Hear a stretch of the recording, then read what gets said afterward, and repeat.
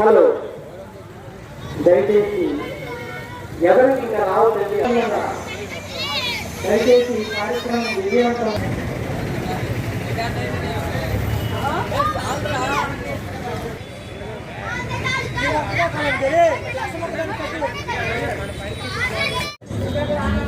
మన నాయకులు బడేటి కోట రామారావు గారి సంవత్సరాలు కూడా ఉంటే ఆయన కూడా రండి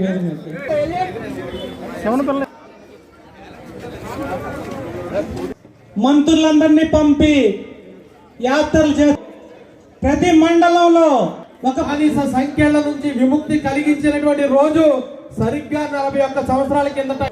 నాడు బీసీలంటే బానిసలుగా ఉన్నటువంటి బీసీలంటే బలహీన వర్గాలు కాదు, బీసీలంటే ఉత్పత్తి కులాలు ప్రభంజనం లాగా ఇక్కడికి వచ్చారు.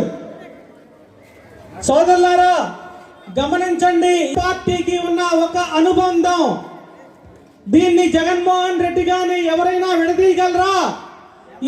ఇది బీసీలకి తెలుగుదేశం పార్టీ మీద ఉన్నటువంటి ఒక నమ్మకం. ఈ నమ్మకాన్ని జగన్మోహన్ రెడ్డికి తెలియజేస్తున్నారు. సోదరులారా అందించారు. ఆ రోజు బీసీలకు పదవులు లేవు. ఒకే నాయుడు అనేక విధాల పదవులు సంపాదించారంటే దీనికి రామారావు గారు ఏదైతే బీజం నాటారో అదే ఇంతేగా గూడు గూడు నీడ కావాలి. నీడ కావాలంటే తాటాకులకు డబ్బులు ఇవ్వడం, ఇల్లు కట్టడం అంటే 800 రూపాయలు మాత్రమే. భారతదేశంలో బడుగులకి బలహీనులకి పక్కా గృహాలు నిర్మించినటువంటి ఘనత ఆయన బాటలో చంద్రబాబు నాయుడు గారు మన కోసం అనేక పథకాలు సృష్టించారు. ఆదరణ పథకం, చేతి వృత్తులు అందరికీ పథకాలు లభించినాయి. అలాగే మన ఆడపడుచులందరూ కూడా ఒక గ్యాస్, ఈ రెండు కూడా చంద్రబాబు నాయుడు గారు మన బడుగుల కోసమే మన పరిస్థితిని కోరుకుంటున్నా. వానపల్లి నాగరాజు గారు దయచేసి వేదిక మీద రావాలండి. పేదల మీద డబ్బు సంపాదించినటువంటి ఒక జగన్మోహన్ రెడ్డి గారు లాంటి సరిపోదు. బీసీ సోదరులారా మనందరికీ తెల్ల చక్కాలు రావాలి. మన తెలుగుదేశం పార్టీ ఆలోచనే బడేటి చంటి గారు. ఈ బడేటి చంటి గారిని మనం ఉపయోగించుకోవాలి. మనం రాజ్యాధికారాన్ని తర్వాత ఇది ఎంత మాట్లాడినా తరిగేది కాదు. ఇంకా చాలా మంది తెల్ల చొక్కా తెల్ల ప్యాంట్ వేసుకుంటే నాయకులు కారు. నాయకులు మేమున్నామని రావాలి. సోదరులారా రేపు బీసీపీలో ఉన్నటువంటి బీసీ నాయకులు బయలుదేరుతారు, మీటింగ్ చెప్పేస్తారు. మాకు ఇన్ని పదవులు వచ్చినాయి, మీ కష్టాల్లో పాలు పంచుకోవడానికి. దానికోసం నేను చెప్తున్నా, మనందరం మర్చిపోలేము. ఆయన మనకి ఏది కాదు అది చేశారు. దాన్ని మనందరం కూడా సాధించుకోవాలంటే ఇప్పుడు ఆదరించాలా? ఓకే, ఇప్పుడు దయచేసి నాగరాజు సోము గారు మహిళలకు బస్ ఫ్రీ. అలాగే 40 సంవత్సరాలు నిండిన ప్రతి మహిళకు కూడా నెలకు 1500 రూపాయలు. ఇంట్లో ఎంతమంది చదువుకున్నా సంవత్సరానికి 15,000 పిల్లలు. ఖర్చులు ఎంత, నిత్యావసర వస్తువుల ఖర్చులు ఎంత,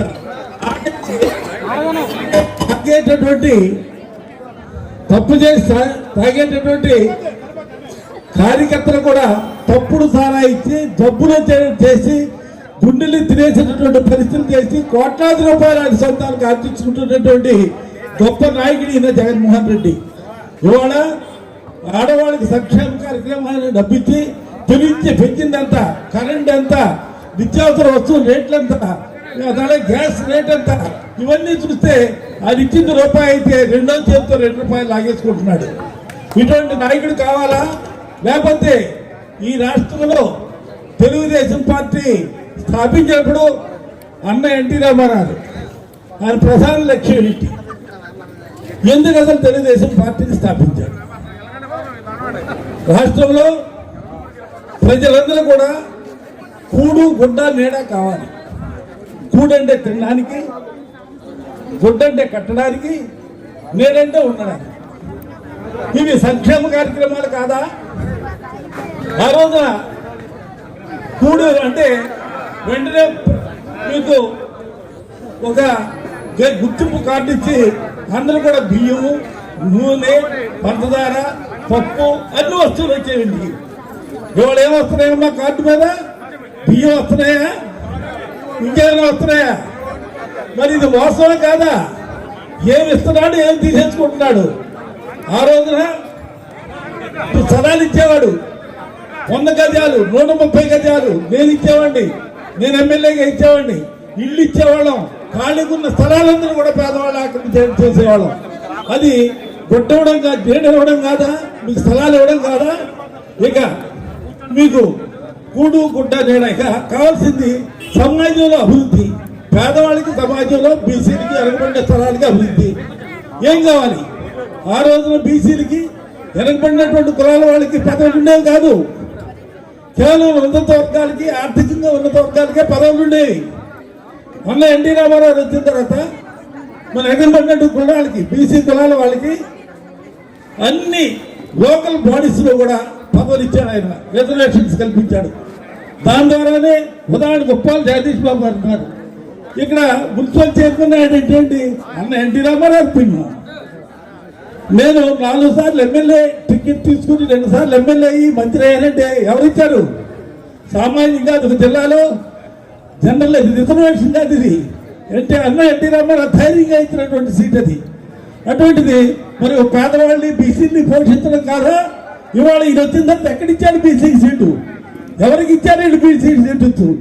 అలాగా రాజకీయంగా కూడా మనల్ని ఎదురు తీసుకున్నటువంటి పార్టీ తెలుగుదేశం పార్టీ. దగ్గర సోదరులు ఫోన్ చేశారు.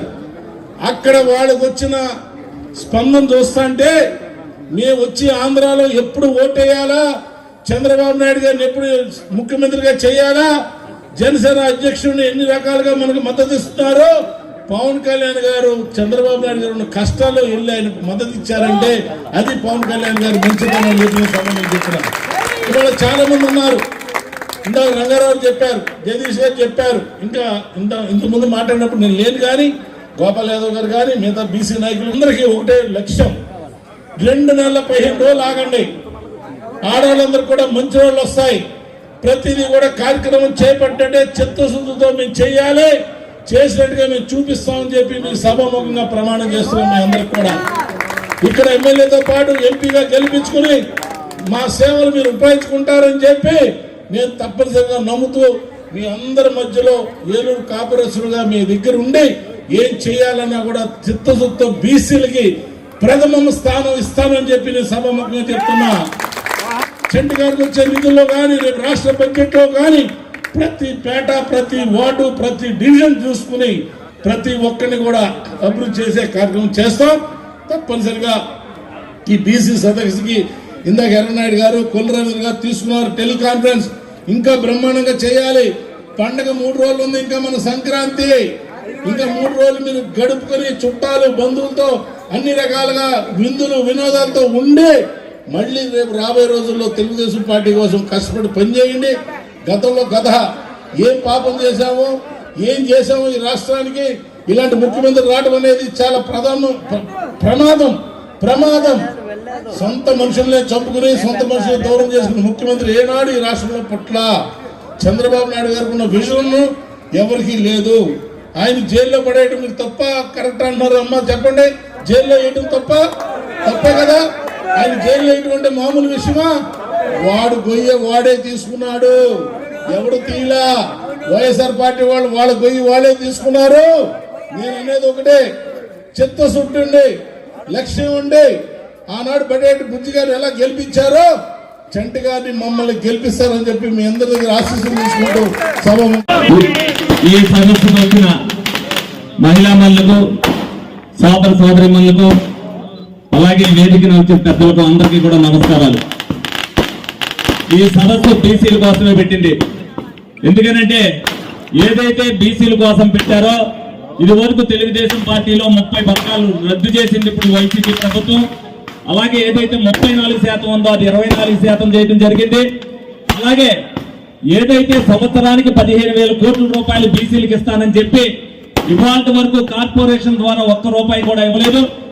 5 సంవత్సరాల్లో 75,000 కోట్లు బీసీలకు ఇవ్వాల్సింది ఇచ్చేంత వరకు కూడా బీసీలను ఓటు అడిగే హక్కు ఈ జగన్మోహన్ రెడ్డి ప్రభుత్వానికి లేదని మీ అందరికీ కూడా సవినంగా మనం చేస్తున్నారు. ఏదైతే సలహాదారులు మరి 60 మందిని పెట్టుకున్నారో ఒక్క బీసీ సోదరులు కూడా సలహాదారులుగా పెట్టుకోలేదంటే అంటే బీసీలు సలహాదారులుగా పనికిరారా ఏంటనేది మీరు అందరూ కూడా ఆలోచించుకోవాల్సిన అవసరం ఎంతైనా ఉంది. అదే 10 ఎకరాలు బీసీకి జ్యోతిరావు పూలేకి మనం కేటాయిస్తే ఈ రోజున జగన్మోహన్ రెడ్డి ప్రభుత్వం వచ్చిన తర్వాత 10 ఎకరాల పొలాన్ని కూడా క్యాన్సిల్ చేసింది ఎవరైనా అంటే మరి జగన్మోహన్ రెడ్డి ప్రభుత్వమే. మరి అలాగే బీసీ సోదరులే 30 మందిని హత్య చేసిన ప్రభుత్వం ఏదైనా ఉంది అంటే ఇది జగన్మోహన్ రెడ్డి ప్రభుత్వమే. మరి ఇక్కడ ఒక ఎమ్మెల్యే ఉన్నారు, ఈ ప్రజాప్రతినిధి కులాలకి స్థలాలు కేటాయిస్తూ కళ్యాణ మండపాలు కడతానని చెప్పి బీసీ సోదరులందరినీ కూడా అడుగుతున్నారు. ఎవడబ్బా సమ్మానిస్తాడు? ఎమ్మెల్యే గ్రాంట్ కానీ ఎంపీ గ్రాంట్ కానీ ఎవరు మనం ఎన్నుకుంటే వచ్చిన గ్రాంటే తప్పితే అది ఆయన జేబుల్లో ఇచ్చేస్తున్నాడు అనేది మీరు అందరూ కూడా తెలుసుకోవాలి. మళ్ళీ కమలనాథ్ ఆడుతూ 4.5 సంవత్సరాలు పోయిన తర్వాత బీసీ సోదరులందరినీ అడ్డం పెట్టుకుని ఓట్లు సాధించాలని చూసే వాళ్ళకి గుణపాఠం చెప్పాలని మీ అందరినీ కూడా కోరుకుంటున్నా సభ్యంగా. ఎందుకంటే ప్రతి కులానికి కూడా 4.5 సంవత్సరాలు ఏం చేశాడు? 4.5 సంవత్సరాలు అయిన తర్వాత కొప్పలకని తూర్పు కాపులకని చెప్పి కాపులకని చెప్పి పద్మశాలీలకని చెప్పి ఇప్పుడు స్థలాలు కేటాయించు ఎమ్మెల్యే గ్రాంట్ నిధులు వేస్తాను, ఎంపీ గ్రాంట్ నిధులు వేస్తాను. ఎవడబ్బా సమ్మానిస్తాడు? మీరందరూ ఎన్నుకుంటే ఈ సొమ్ము వచ్చింది తప్పితే వాళ్ళ జేబుల్లో ఇచ్చే సొమ్ము కాదని మీరు అందరూ కూడా సవినయంగా తెలుసుకోవాల్సిన అవసరం ఎంతగా ఉంది. 4.5 సంవత్సరాల్లో ఏ రోజున కూడా బీసీల గురించి పట్టించుకోని నాయకుడు ఈ రోజున మనకు అవసరం అనేది మీరు అందరూ కూడా తెలుసుకోవాల్సిన అవసరం ఎంతగా ఉంది. తెలుగుదేశం పార్టీ అంటే బీసీలకి అడ్డ, అలాగే బీసీలు అంటే బ్యాక్వర్డ్ క్యాస్ట్ కాదు, బ్యాక్ బోన్ ఆఫ్ తెలుగుదేశం అనేది మీరు అందరూ కూడా తెలుసుకోవాల్సిన అవసరం ఎంతగా ఉంది. తప్పనిసరిగా ప్రతి బీసీ సోదరుడు రేపు రాబోయే రోజుల్లో 100 మంది బీసీ సోదరులతో తెలుగుదేశం పార్టీ ఓటేయించవలసిన అవసరం మీ అందరి మీద కూడా ఉంది.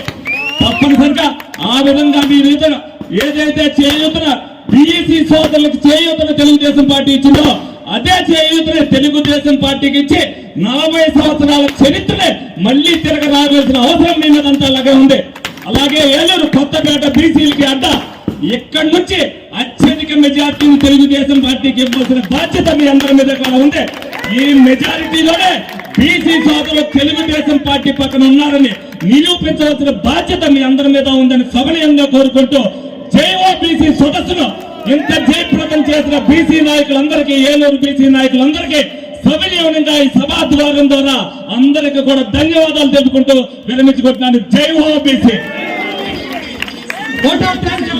బీసీలు అంటే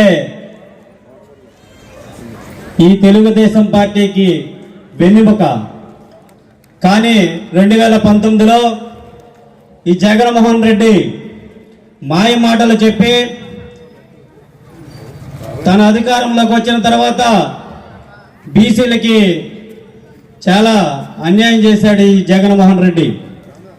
ఈరోజు ఈ జగన్మోహన్ రెడ్డి 55 బీసీ కార్పొరేషన్లు ఏర్పాటు చేసి కుర్చీలు ఇచ్చాడు తప్ప దాని ద్వారా మన బీసీ బిడ్డలకు ఎవరికి కూడా ₹1 సహాయం చేసింది లేదు ఈ రోజున. అలాగనే ఈ జగన్మోహన్ రెడ్డి వచ్చిన తర్వాత బాపట్ల జిల్లాలో 10 ఏళ్ల కుర్రవాడు అమర్నాథ్ గౌడ్ తన అక్కని హేళన చేస్తున్నారని చెప్పి పెద్దల్లో పెడితే తనని కట్టేసి అతి కిరాతకంగా పెట్రోల్ పోసి చంపేయడం జరిగింది. దీని మీద ఆ రోజు అన్ని జిల్లాలలో కూడా కలెక్టరేట్లకి వినతి పత్రాలు ఇచ్చాం. కానీ ఈ రోజున ఎవరైతే దోషులుగా ఉన్నారో వాళ్ళు బెయిల్ మీద వచ్చి బయట తిరుగుతున్నారో తప్ప శిక్ష పడలేదు. అంటే మా బీసీలకి అన్యాయం జరిగితే రక్షణ లేకుండా పోతుందని చెప్పి నారా చంద్రబాబు నాయుడు గారు మన బీసీలకి ఎస్సీ ఎస్టీలకు ఎలాగైతే రక్షణ చట్టం ఉందో మనకి కూడా రేపు తెలుగుదేశం పార్టీ అధికారంలో వచ్చిన తర్వాత రక్షణ చట్టం ఏర్పాటు చేస్తానని చెప్పడం జరిగింది.